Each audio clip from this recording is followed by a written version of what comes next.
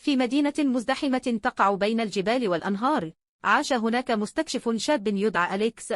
منذ صغره كان أليكس مفتونا بحكايات الحضارات القديمة والكنوز المخفية. كانت غرفته مزينة بالخرائط والتحف التي تم جمعها من الأراضي البعيدة، وكل واحدة منها تحكي قصصا عن العصور الغابرة.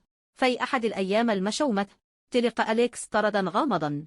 كان بالداخل خريطة مجوية تصور غابة نائية يشاع أنها تحتوي على تميم أزورا الأسطورية، وهي قطعة أثرية قوية يقال إنها تمنح حاملها القدرة عالية للتحكم في العناصر.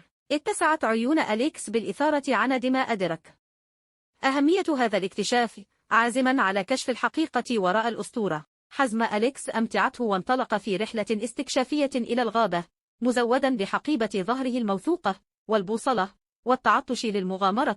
غامر في المجهول.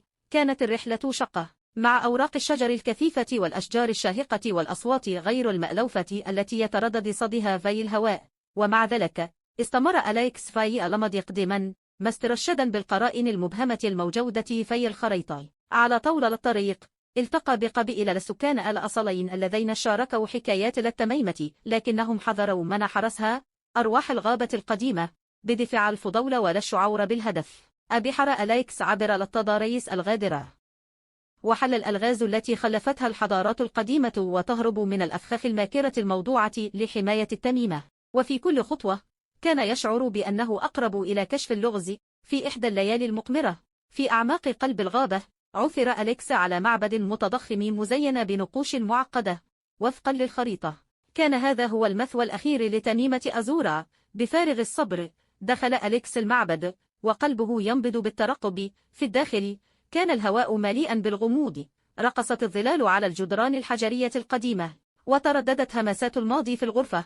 وبينما كان أليكس يغامر بالتعمق أكثر، واجه تجارب اختبرت ذكائه وشجاعته: حل الألغاز، والتغلب على العقبات، وإقامة تحالفات مع الأوصياء الطيفيين. أخيرا في قلب المعبد اكتشف أليكس غرفة مخفية مغمورة بتوهج أزرق ناعم.